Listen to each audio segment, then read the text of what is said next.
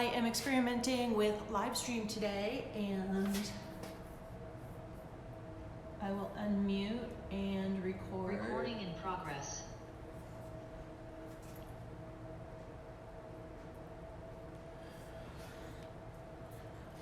I am experimenting with Livestream and recorded. Hi. The camera's a little bit far away, so I can see you, but I can't see your names. So I'm in the studio here at San Diego State University, and I am alone in the classroom. We are not in person at the moment, so therefore I am allowed to take off my mask while I'm lecturing in an enclosed classroom by myself. So that's what's happening here. We will be going back to in-person instruction in March, and we will be masked up and distancing and all of that. So I just want you to know that I encourage everybody to stay safe and careful out there, and keep your mask on and keep your distance. I am doing a hand building class today, and I just wanted to go live for about an hour and just to see if Instagram Live will let me record a demonstration for an hour. I also have a Zoom window open over here. So if you see me keep going like this, that's because I'm talking to my Zoom window at the same time that I'm talking to my Instagram window. It's pretty fun. So the first thing I wanted to talk about is adding slip. So we have decorating slip in white in our kit, in our remote kit. And it's important that you mix your slip really well so that it is like a cream, somewhere between cream and sour cream, or like a blended yogurt almost. So we don't want it really thin. We want it kind of soupy and thick. Keep in mind that the thicker and heavier your slip is, and the thicker your application is, the wetter the piece it's applied to has to be. So slip, if you can remember from last time, slip needs to be on wet to leather hard clay. Any drier than that, and the water content will cause the slip to shrink too much and flake off. So you want your piece that you're going to apply your slip to be wet to leather hard. This one is a little firmer than wet. As you can tell, it's holding its own shape, and it's not quite leather hard yet. So it's perfect for a thick application of slip. This is our SBF clay body with grog. So this is an Aardvark product, and it's a cone 6 clay, and we'll be firing to cone 6.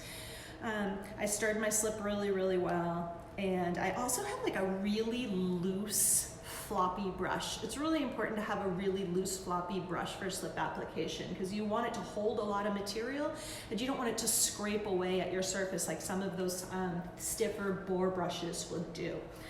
So we made these pinch pots.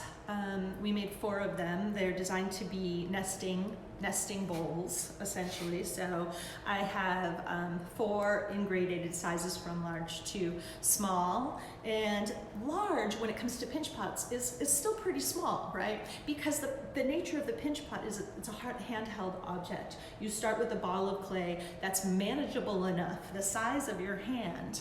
Let me show you. Depending on how big your hands are, I suppose you can make a bigger pinch pot. But you want a ball of clay that's probably no larger than a grapefruit, probably more of an orange, because you want to be able to get your thumb all the way to the bottom of it to expand. It's really and so if it's larger than that, you're not going to be able to get all the way in there to start compressing the floor as you build. So tangerine, orange, grapefruit, no larger unless you have really enormous hands. So the largest bowl would be this size. Now, I already put an application of slip on this about 20 minutes ago. And if you can see now, it is no longer shiny. So it's kind of started to get like matte all over. So as it's become matte, that means some of the moisture has evaporated. So we're going to go ahead and do the exact same thing to this one, and you'll see as we apply the slip that it's thick and shiny. So that's one way that you know that that your slip has started to dry, is it will start to get matte instead of shiny.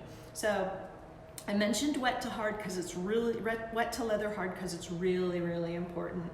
And I just grab a bunch of slip on my brush and just lay it on there. So the cool thing about slip is, in addition to it being a colorant, in this case it's white, so there's actually this lack of colorant, I suppose, is that it's somewhat dimensional too. When it's thick, you can really see, you can see the brush stroke, and you can build it up. So if your piece is any drier, like I mentioned, if your piece is any drier than leather hard, then it's then the slip might flake off as it dries. The other thing we need to worry about if a piece is too there's the shine. If a piece is too dry, is the moisture content in the slip will slake the body. So you have to be really careful that slip goes on wet to leather hard, and then you can, if it's at that case, then you can really build it up. So you guys can see how shiny that slip is when it's first applied. Super shiny, reflective, really wet. It's really pretty. And then let me show you what it looks like when it's dry. Again, close to your eyeballs. So when it's dry, it's no longer shiny. It's sort of matte.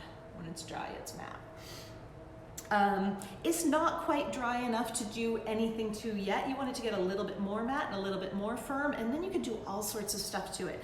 You can carve through to expose the clay body underneath, and then just by adding one color, you would actually have two colors to play with. You have the iron-bearing red clay body and the white, which is why I chose white for this particular demonstration. You can layer another color of slip on top or underglaze, which I'm going to do in a little bit. And you can do things like slip trailing. So I will show you this in a little bit too. But right now I need my white slip to firm up. I did the inside of these two bowls, the inside of these two pinch pot bowls, and the exterior of the larger one. So I'm going to have a set unified by color, but not necessarily application. These are firming up as well. There's still a little bit of shine in there. Waiting for these to dry out a little bit. It's pretty cold and moist in the studio in here. We're on the first floor and it's freezing. You can't see it, but I got a space heater blasting right behind me. So hi everybody in the live stream, hi. I can't, as you can tell, I'm far away from my camera, so I can't get in there and type anything to you. But obviously I can see you. Hello, thank you for coming. So suffice to say, it's cold and damp in here, and these are taking forever to dry. But I did make these the other day, so they're dry enough for slip application. They're dry enough to hold their form and not wobble when I play with them. I'm gonna set those aside. And I'm gonna set the slip aside too, and I leave it uncovered because for me, it could even get a little thicker. Why not? So sometimes you'll open your slip container and you will see that there is a layer of thin water on top. That could contain colorants or minerals, elements that need to be mixed in order for the material to perform. But in the case of slip, because it's just water and dried clay with occasionally with coloring in it, you can pretty much decant that clear water right off the top and have the thickened slip underneath. So it's up to you. You'll kind of, with practice, you'll build your own sort of personal preference for how you want to how you like slip, if you like it thick or if you like it thinner. If you thin it out really well, if you have a drier piece that you need to apply your slip to, if you have something that's like really dry, like bone dry clay, probably not recommended, but you can like dry brush it on. And if you dry brush it on very, very thin, it might fit. It's not gonna guarantee it, but it'll definitely stands a better chance of fitting the clay body and not peeling off in the shrinking and firing. And also it won't slake quite as much. So if you're absolutely desperate to have some slip colorant on something that's a little dry, or just put it on very, very thin, almost dry brush it on. All right, this is bone dry clay, by the way. This is the SBG body that we're using, bone dry, and this is what it looks like when it's right out of the bag, wet or plastic. So you can see, slips on the other side, by the way. So you can see that it's much, much drier when it's when it's lighter like that. It's much, much drier. So you can see that the moisture darkens the body, heavier when it's wet as well, obviously.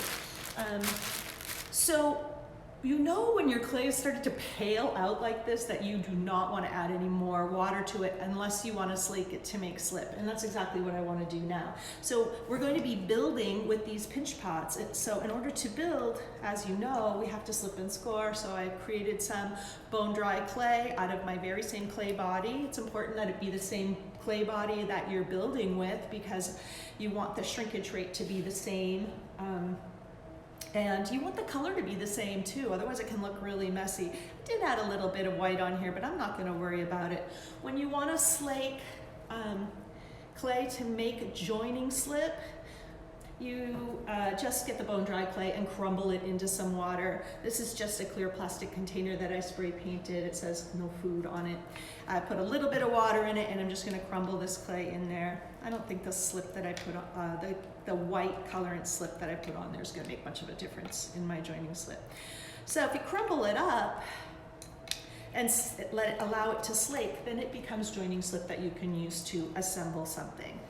So moving on to assembly, we're just gonna set aside our 4 pinch pot bowls for now, our nesting bowls. And I've been calling them nesting bowls, and because that's what they ultimately will be. But it's really important while you're building the bowls to not nest them. The temptation is there. You want to see if they're going to nestle and fit really well. But if you try to nest them when they're wet, they could get stuck together, and it could stress. Thank you. It could stress the wear. So compression is what makes our work strong and hold its form. And when you stress a wall by bending it out of where you compressed it originally, sometimes you can push it back and it'll be fine. And sometimes you'll find in the drying and firing that there's a little crack there from where you stressed it out. So you don't want to stress it out. Just like people, you don't want to stress it out. So anyway, we set those 3 nesting pinch pot bowls aside, and now I want to create this object that, that we're making out of 3 enclosed forms. So I made the pinch pots, 6 of them, so I can make 3 enclosed forms. And I started with 2 balls of clay that were exactly the same size, and I made pinch pots that ended up with lips or rims that can kind of kiss each other so that they can make enclosed forms, and I let them firm up a little bit. Sometimes they don't kiss each other exactly, and that's probably going to be okay because I still have a little wiggle in my clay. And then I have the one that's slightly larger. So the assignment was to make 3 enclosed forms and create some sort of sculptural form with that. So 4 nesting bowls, and 3 enclosed forms. So 4 open pinch pots and 6 that become enclosed forms. And that's what we're done here. Incidentally, I also want to make a bird and a hand today. So I want to use a whole hour and just make stuff the whole time and talk about clay while I'm doing that. So what I'm going to do is I slaked a little bit of that clay body. Now we know clay body is just the recipe of the particular clay you're using. So all clay is clay. Your clay body refers specifically to the color, texture, firing temperature, and particular qualities of the actual clay you have in your hand. So clay is a blanket term. Clay body refers to the specific one. So you may have heard people say porcelain or stoneware or earthenware. Those are bodies. That's an indication of a type of clay body. And then within those subcategories, there's multiple subcategories for firing temperature and workability. Some clays are formulated to be more plastic than others. Some are formulated to have more green strength. It really depends on what you're going to use it for. And the more experience you have with clay, the more you realize what characteristics you personally prefer or what suits your work best. So when I refer to clay body, I am talking about our I keep forgetting the name of it, so I have to check. Our SBFG. I have no idea what that means. I mean, I know the G means grod, but SBF, stoneware, buff, F. I don't know, let's name it Frank. I wish it had a name because it's much easier to remember when it has a name. And it usually has a name after a dude, like Rod's Bod or Miller's Porcelain. But B-Mix is also a really popular name, and nobody knows why that's I mean, somebody might know why it's called B-mix.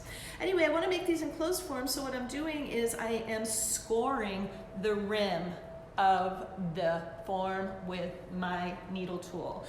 You have a needle tool, so that's what you'll be using, and as you want to score nice and deep. I also have this really awesome tool that has 5 needles on it instead of 1, so I'm going to go ahead and use that. If you have 5 needles and not 1, by all means use those too.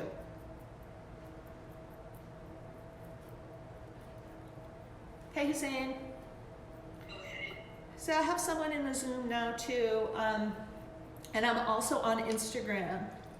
So I have done this fully deep, ragged scoring, and I'm going to do that on both sides. Now these pots are firmed up a little bit, so I can put them down on their rounded side without creating a floor. I made some videos in the module that explain all of this, but it's nice to hear it again and to see it in your actual clay body. So my needle tool is 5, and that's why it goes way faster.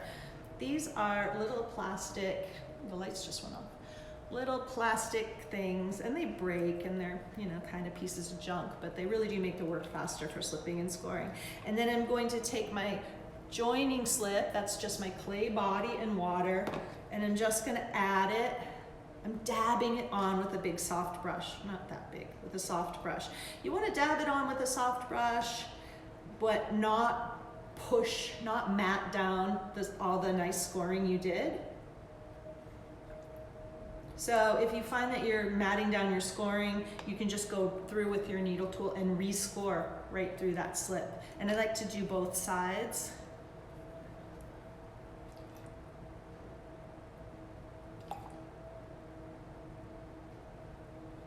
Both sides.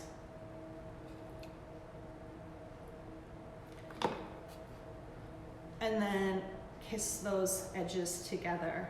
The sooner you get those edges kissed together, the sooner you get to capitalize on the trapped air. Hey Megan, sooner you get to capitalize on the trapped air. That's going to add strength to this object while we're building. And when we're stacking and assembling pinch pot forms and closed forms, we do want to capitalize on that trapped air that's in there. We want to use that as strength to push back against any pressure that we're putting on the exterior. And it's sort of like the other finger, it's compression. And then I take my rib. Now you guys you all probably have a red rubber rib. It's sort of flexible. You may have the ultra awesome version, which is this Michael Sherrill pink rubber rib. And then rib over that seam a little bit. If it's nice and tight fitting, that might be all you need to do, but I like to reinforce that seam with a little piece of wet clay. So I just get a finger full of wet clay out of my bag and create a little, I usually do it on my wrist, create a little coil, a little tiny coil, like a coil Band-Aid, and then push that into the seam. I'm creating like a little Band-Aid seam over there. And I'll do that all the way around. And then rib that smooth as well. So when I'm ribbing, I'm compressing and smoothing at the same time. So what I did was I took that wet clay, and the texture remains where I did slipping and scoring. There's still a little ragged wetness there that will just grip that little coil of clay I put on there, that little clay Band-Aid. So I don't like putting anything down unless I have sometimes I'll have like some upholstery foam. It's kind of nice to have some upholstery foam lying around when you want to take your delicate forms and place them down on the table without having them get dented. Or conversely, if I put this down, it could roll away, and I don't want that either. Once something falls on the floor, you have to imagine that the compression of it hitting the floor, gravity pulling it towards the floor and slamming it into the floor, is going to be pretty strong. So anything you drop on the floor, you pretty much have to recycle. Speaking of recycling, we're making a lot of pinch pots, and some of them might be ugly or flop open, or maybe they're uneven wall thicknesses, and you don't want to save them. You can crumple that clay back up and compress it back into a ball and put it back in your clay bag. but don't use it again right away. Sometimes we just exhaust the clay by over manipulating it, and when that happens, you want to let it rest for a little bit. I'm not sure technically what that's all about. Like, I don't know what really happens on a particle level that makes clay get tired and want to rest, but I know that it does happen, and you can kind of tell. Also, what might happen if you overwork a piece of clay and then decide to finally scrap it in the end, what might happen is it's just really dry. And when you mash it back up and put it back in your clay bag, it can absorb some of that moisture from the clay that's in the bag and kind of re-become one unified with the clay in the bag. So let your clay rest if you've over manipulated it or if you've messed up, and there's no harm in that. You know, we can reuse this clay almost indefinitely within reason. So if you feel free to start over. It's not a big deal. So I'm going to continue slipping and scoring these forms and talking about clay. If you're on mute and you want to talk, you go ahead. If you're on Instagram, I can't read anything that you might be saying. Now, I should have thought this through, to be honest. I just slipped and scored, so I'm going to enclose this form too, but it's quite possible that we might want an open half pinch pot to be like maybe the base of a sculptural form. So that's possible. That almost looks like a head and shoulders a little bit, or you start to get ideas as you start playing with these objects. So ideally, the larger open one would be the base. It's also possible to maybe do a base in a bowl kind of situation. But I already made that decision, can't go back. We're slipping and scoring this large one together. We're gonna go super rápido. Voy a seguir rápidamente, even though we have an hour. I don't know if Instagram will allow me to record, which is why I'm doing it on Zoom and on Instagram. I like Instagram because it's very diplomatic. You don't need to have a password. You just follow. You can just watch. Oh, fumble. I don't know if you guys are going to be able to see. So, but ideally, like another live streaming platform would be okay too. I mean, I'd be open to anything as long as it doesn't involve buying software, because I've got too much software already. So if you have any ideas, DM me or text me about what live streaming software might work better, because I really don't know. And so with my San Diego State University class, I am live streaming on Tuesday, and we are meeting in a private Zoom on Thursdays. So the live stream is sort of public and optional, and it's all just kind of recorded so that if you can't make it, you can watch the recorded content another time. And everybody knows how much everybody loves watching recorded content another time, right? We're all doing that constantly, right? Right? We are, right? I know. That's the world we're in right now. So that seam, wet and ragged. The seam is wet and ragged. So that's perfect for putting a little coil of clay on there and rigging it in and getting that stuck. And that's going to make your form really strong. So I know I say this a lot, but I like to repeat it. All of my greenware rules, I have 5 or 6 of them. I repeat them constantly. And the reason I repeat myself so much is, well, sometimes it's because I'm old and I might not remember that I told you the story once.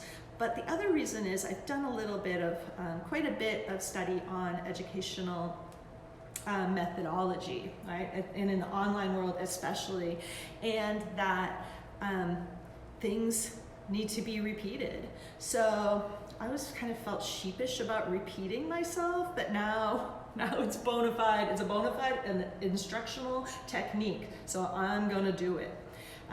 So You know, you'd be like, that puffer keeps saying the same thing over and over again. There's some people that might need to hear it more than once, and that's why I'll do it. This stuff is important.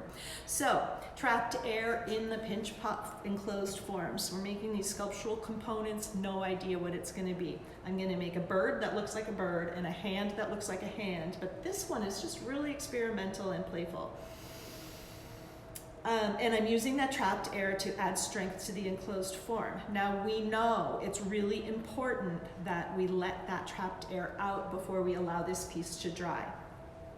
So I just want to remind you that while we are enclosing air and moisture inside these pinch pot forms, we are going to allow that out by poking a hole or drilling a hole or creating some sort of way for the air to escape before this becomes bone dry. Once it's bone dry, it's super fragile and you try to poke a hole and you crumble it. Trust me, I've done it. So we are going to poke a hole, but we're gonna make it first. We're gonna capitalize on the strength that trapped air offers us, and then we're gonna poke a hole later, but don't forget to poke the hole.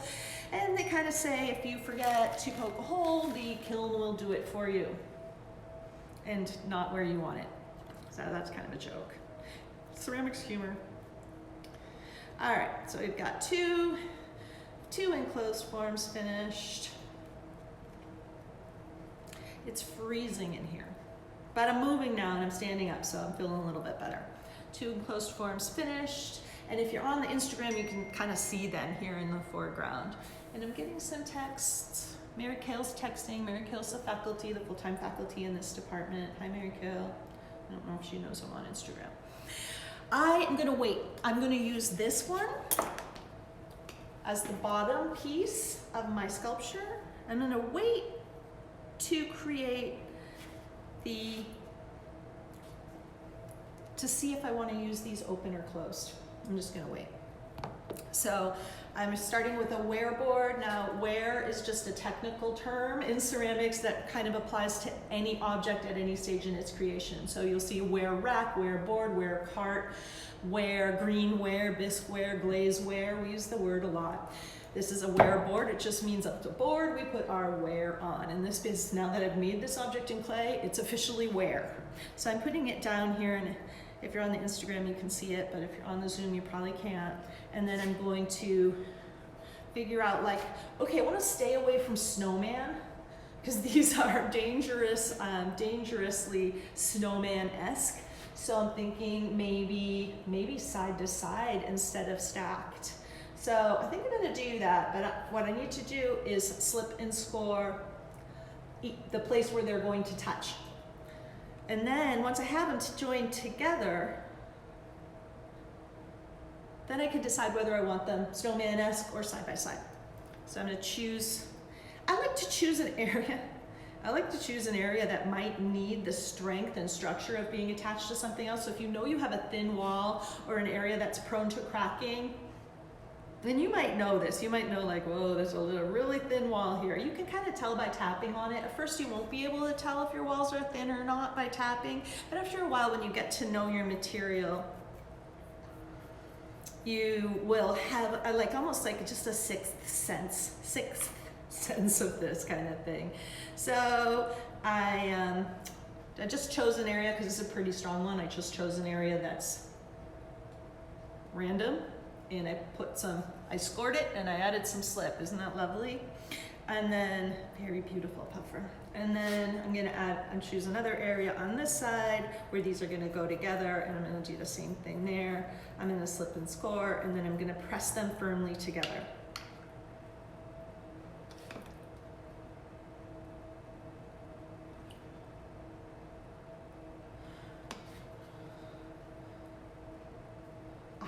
Like it side by side, so that it would, because one's a little bigger than the other, it almost is starting to look sort of like insect-like, maybe, like, or lobes of a body part or lung.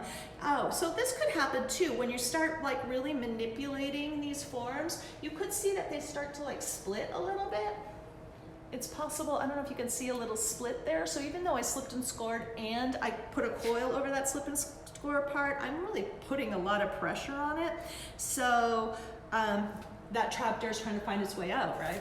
And so a little too much can happen, and it's fine. As long as your clay's not over dry, you can always repair it. Once it's dry, you can't repair it anymore. So go ahead and do all your risky behaviors now, because it can be fixed. Later on, it can't. So all I did was I took that little cracking area there, and I just put some slip, and I scored it, and I put some slip on there. And now I'm gonna add a little piece of clay there.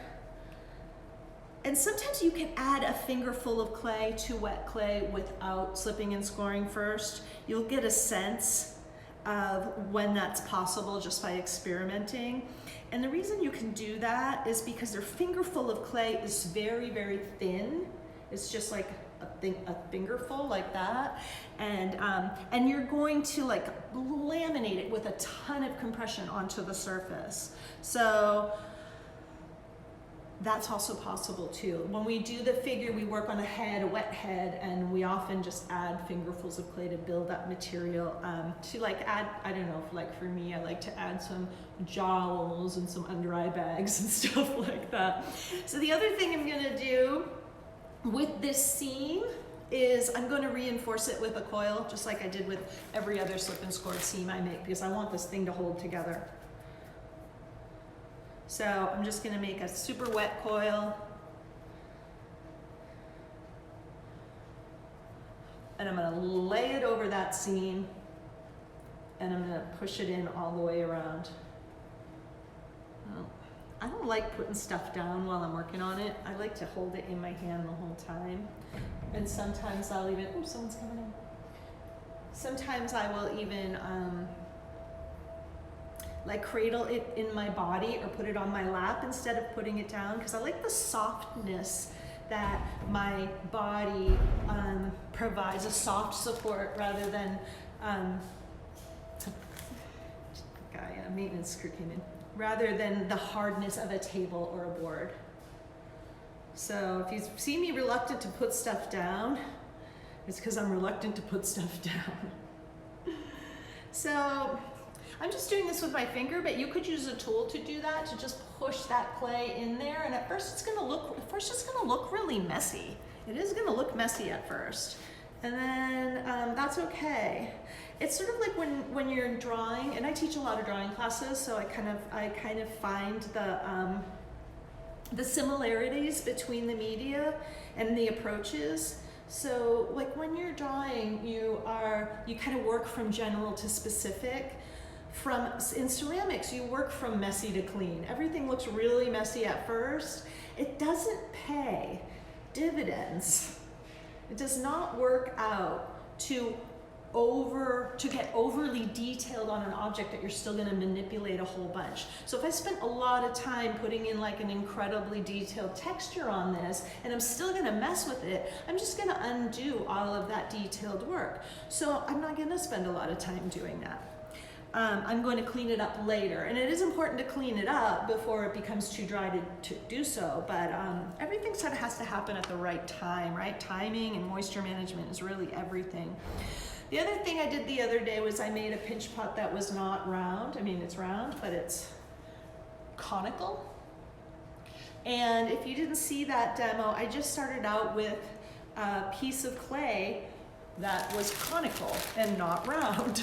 So if you want to make a pinch pot that is not round, start out with a piece of clay that is not round. So I started it out with a point like this. I just held it in my hand and did the exact same thing, only maintaining that point with my exterior hand while I'm pinching and thinning all the way up. So you've seen plenty of that. I don't need to do that anymore. But then I ended up with this like cone. And it's somewhat formal to use a cone and a sphere in a sculptural work. So if you've done three-dimensional design or what have you, or even drawing, we draw and create cones and spherical forms and ovoids, geometrics. And we're going to do all of that this semester. But I want to find a way to use this cone on my structure And I want to find a way to do it that's lends structure to these forms. So I think I'm going to do it right along that right on that center seam. So I'm going to slip and score that in there too. I don't know what I'm doing, I'm just winging it. I mean, I know what I'm doing, but I'm winging it. I don't know what the end result is going to be. And that's kind of what this first project, that's kind of what I was hoping that you guys would do with this first project, is just like play and see what happens, you know? So for next week, we're starting in on a more like heavily weighted grade-wise, on a more heavily weighted project. But this first pinch pot practice assignment that's due on Saturday night is just really experimental, just to play with your material. So I slipped and scored where it's going to touch, and then I score the place where it's going to touch. And I think I'll put some slip on there too. So this is like our first sculpture then? This is I'm doing the now you have ultimate liberty to create your 6 pinch pot enclosed form sculpture any way you want, make anything you want. I'm just like, I'm playing around live because I'm here and it seemed like fun. But yeah, this is related to that assignment. So, I mean, that's looking a little weird right now. You use a lot of clay then, I right? use a lot of clay. Yeah, if yours is smaller, it's fine. I don't think I specified a height or requirement. Does this seem larger than what you had envisioned? Yeah. That's fine. Don't worry about it. This is starting to look a little, I don't know, there's some sort of humor to it. I don't know if you can like kind of see there's a little bit of humor to this piece. It wasn't intentional, but and you can decide when something like that happens, you can decide whether or not you want to like lean into that and like, you know, maybe add a big set of googly eyes right up there. Or maybe that's not what you want at all and you mitigate that somehow by changing it. So that's kind of the fun of this experimental process, is that things happen along the way and you get to decide whether or not you want to like go in that direction, or if you want to, you know, stop and go in a different direction. You have plenty of opportunity to do that. And maybe you don't know, maybe you don't know if you like it until it's finished, and that happens to me a lot too. Or I'll be working away on something and I won't realize later that it's really stupid, you know. That's okay too, because that's what this piece is for. So another thing is when you're slipping and scoring forms together, I want to hold this up so you guys can see it. When you're slipping and scoring forms together, sometimes if gravity's helping you out here, which it is, if gravity's helping you out, then you probably don't need to shove a little coil in there. But you do need to clean it up because you see it looks a little messy. So that cleaning it up could just be, now this is a damp, soft paintbrush, just a very damp, it's soft, it's not wet, it's just damp, and I'm just gonna wipe it. So if you just wipe it through there, it sort of smooths all of that out.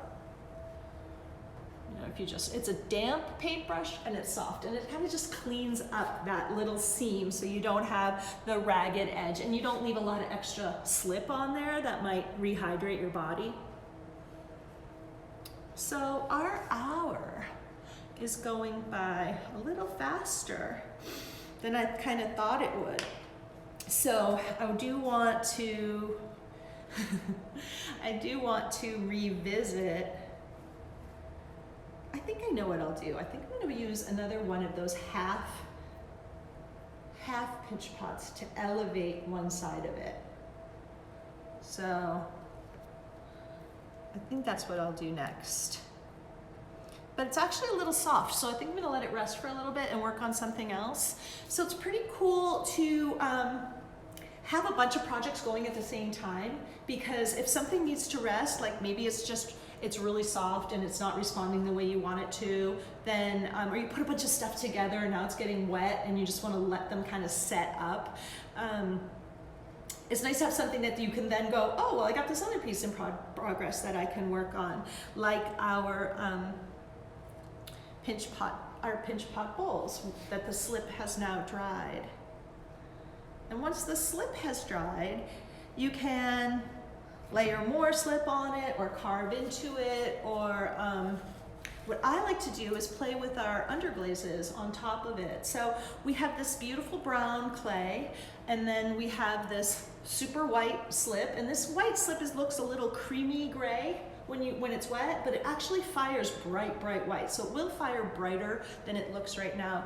So we have this beautiful brownish iron-bearing clay, and then we have this bright white slip. So it's a really great substrate to experiment with your underglazes. And I love a liner brush. This is all bristles, so the liner brush bristles way longer, and in the studio I almost always have one stuck in my head, and then I'll be like, where's my liner brush? Who stole my liner brush, right? And there'll be a puffer, it's in your head. It's always in my head. So anyway, if I ever accuse you of pinching my liner brush, no, I'm just kidding. So I have underglaze, and this underglaze, it's Amico Velvet Black, and I don't know if you can see it, it's like somewhat gelatinous. So do you see the gelatinous underglaze there? I might want to add a little bit of water to it. I'm going to try to play with it the way it is. It's possible to add a little water. It's also possible that this product is thixotropic. And thixotropic just refers to the fact that it seems really firm until you agitate it and it liquefies. So I like to think about the quality of being thixotropic as like when you open a container of yogurt, and that at first it seems like it's a solid, and when you stir it, it liquefies. So it's that kind of concept. So this is also true for ceramic materials. They may, even your clay, sometimes you'll pick up your clay bag and it'll feel really hard, and then you'll start to wedge or manipulate your clay, and you will discover that it's actually kind of loosened up. So that's that phenomenon called thixotropy. Anyway, what remains to be seen if that's true for the black underglaze, and it's not going to be easy for you to see the inside, so I will try to decorate the outside of this with some black lines. So just like the white slip looks a little grayer and creamier than it actually fires, the black slip and black underglaze are also much darker and intense when they're fired.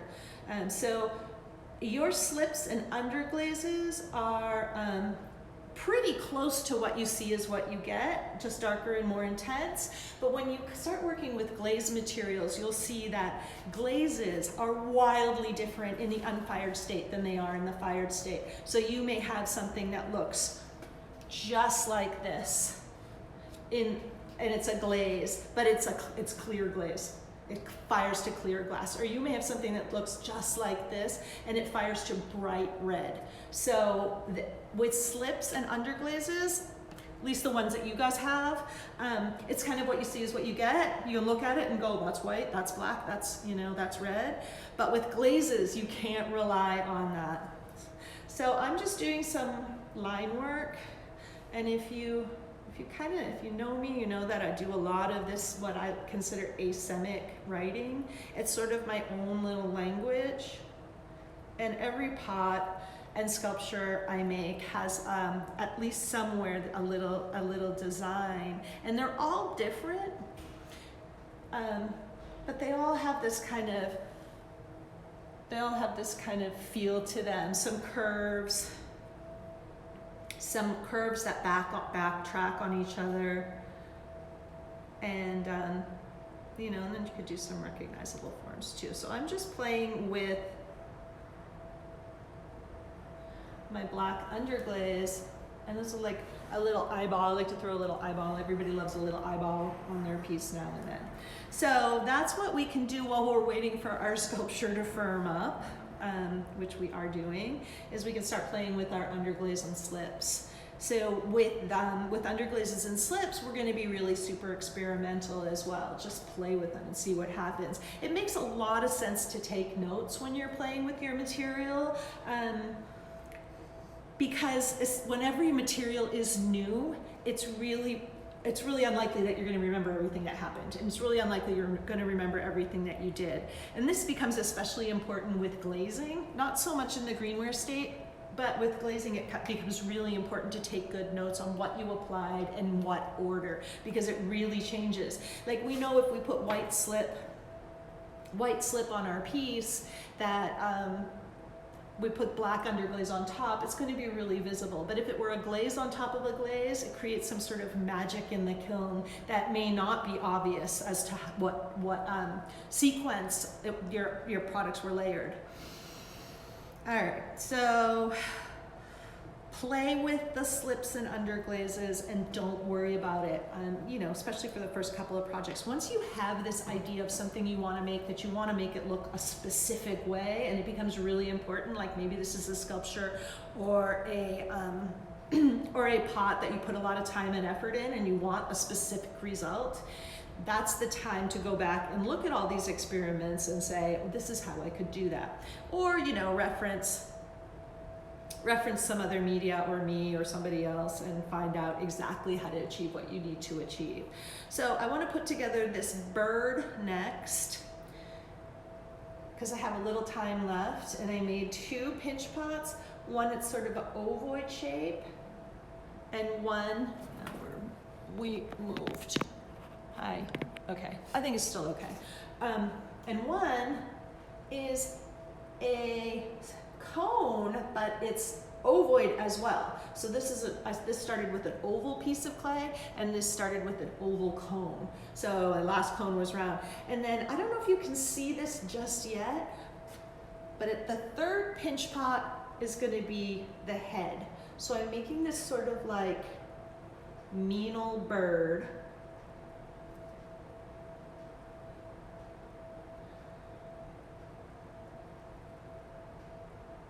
Yeah, out of pinch pot. So if you want to start to think about forms that you might want to make, and then break them down to their component shapes, and then make those. Now, unfortunately, this is just still way too wet to put together. So I need to pause on that. But I can show you one other thing that I'm going to do. First I want to fix my camera. It's getting tired. Okay, that's a little bit better.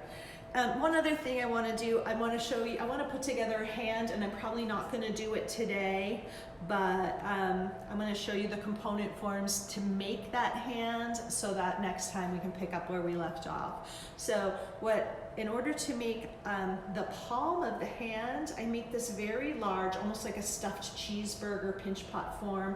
It's two oval pinch pots, exactly the same size, about the size of an egg. Like a large egg, but chicken egg. And then I create these oval pinch pots out of that. They make this form that becomes the palm of the hand, except for way inflated. There goes my phone. All right, so hi. Hi, Sarah. You guys, my tripod just fell to the ground, so that was what that was. Sorry, guys. I don't know when I can put this. Maybe put this over here next to you. We're still here. And my phone didn't crack, which is kind of awesome. And it's good to see you guys. So I have us a few more minutes, and looks like we're still live, so we're good. Anyway, I was talking about the hand, and I want to show you guys how, this is kind of one of those signature things that I do, and if you've been to my website and you dig around a little bit, you'll see a lot of hands that I've made. And it's an absurd technique, but it works in the end, so you have to trust me. And we'll do a full hand demo at some point, but we start with these 2 ovoid pinch pots. And then we start making fingers, and everything's really large, because one of the things I wanted to talk to you about with regard to clay is shrinkage. So you will make something very large, And it shrinks as the water evaporates, as the object dries. Then it shrinks again in the bisque kiln, which is that first firing.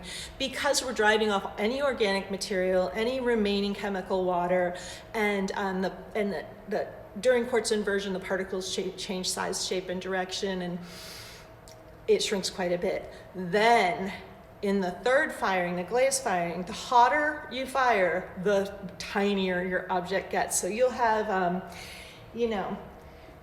a bowl, and you're like, well, I could probably eat some cereal out of this, but it ends up being like a ramekin by the time it's fired. Or I've seen people make what's a good sized coffee cup, for instance, is an espresso cup when you fired it all the way through. So, I just have my old pals on my Instagram right now. It's really good to see you guys. Yeah, so shrinkage. So to that end, if I want a life-size hand, I'm going to make it way larger than life. So this is a finger, right? It's way bigger, and it's ridiculous. So bear in mind, it is okay for things to look ridiculous while you're working on them. So try not to be overly judgmental of yourself while you're making. Just play and have fun, and we can always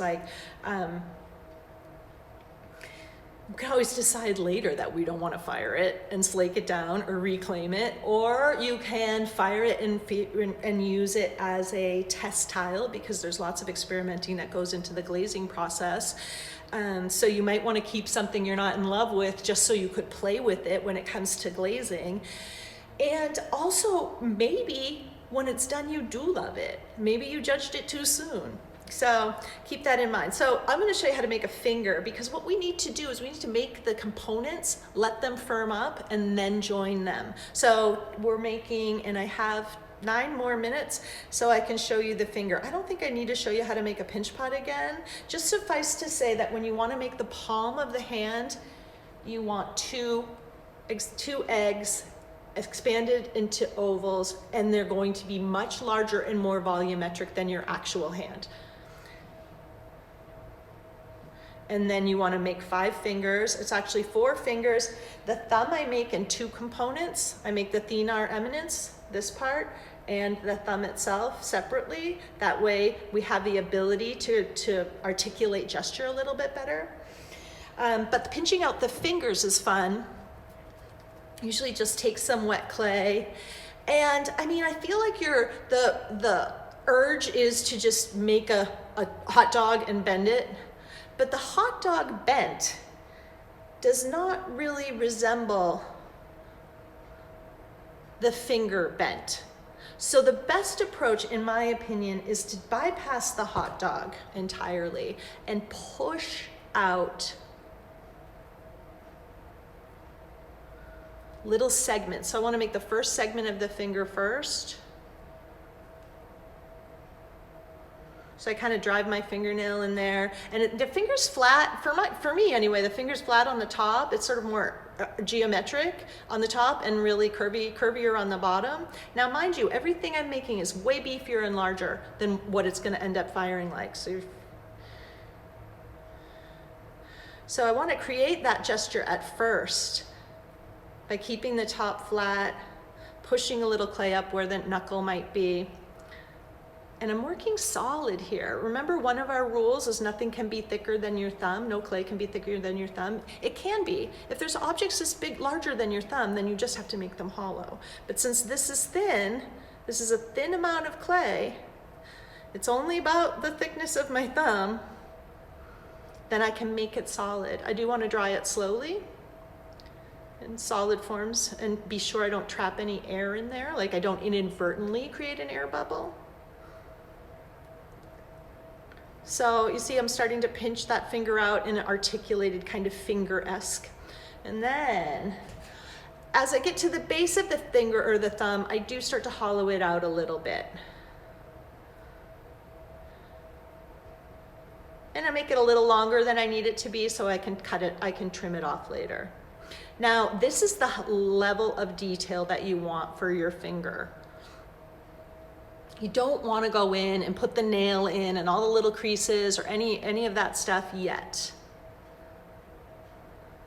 because we're gonna play with this quite a bit, and any fine detail that we try to do now is probably gonna get mangled as we're putting this together.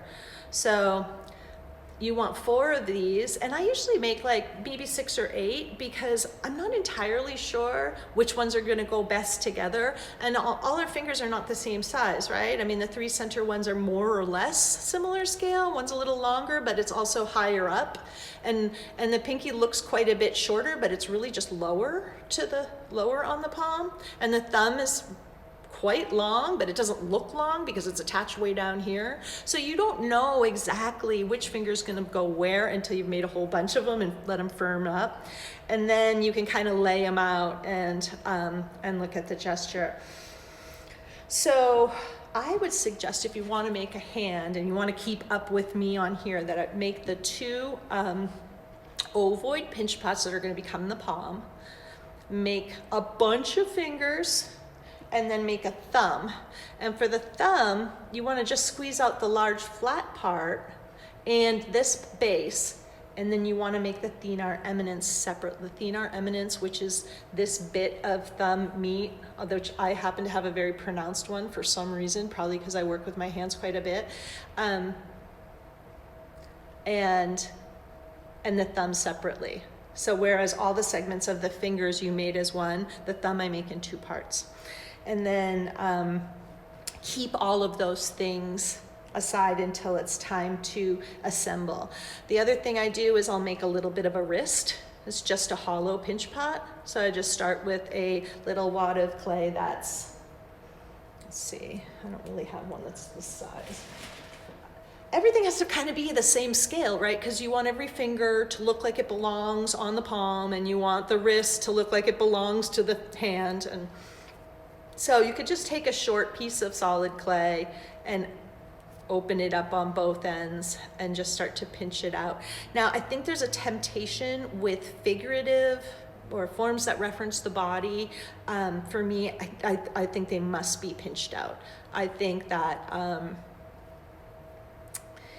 that if you did a slab and curved it, that slab is going to talk more about the tabletop and flatness than it is going to be talking about bone and muscle, or flesh over bone and muscle, you know? So if you want something to feel like flesh, which clay really does, you know, you want to pinch it like into that aliveness, right? So this pinched form, this pinched wrist, has a lot more aliveness than if I had taken a flat sheet of clay, for instance, and bent it into a tube.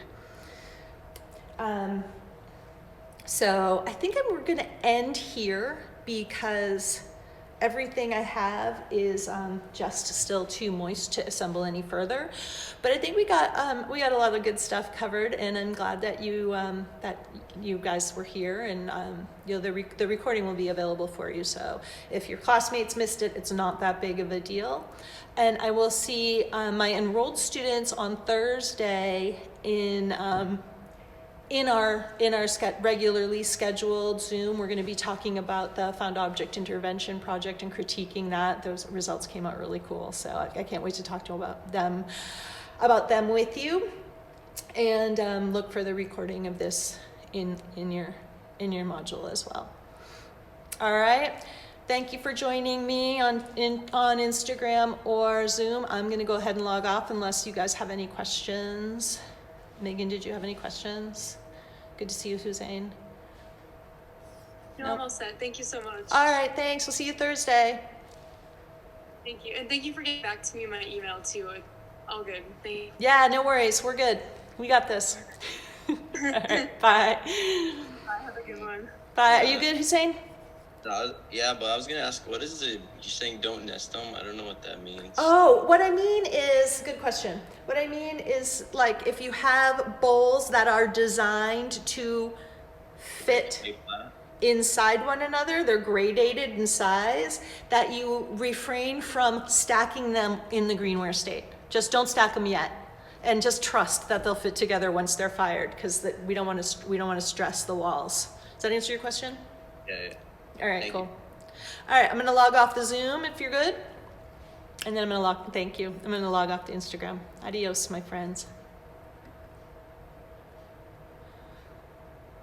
I don't know how to stop it. Ooh, maybe I do.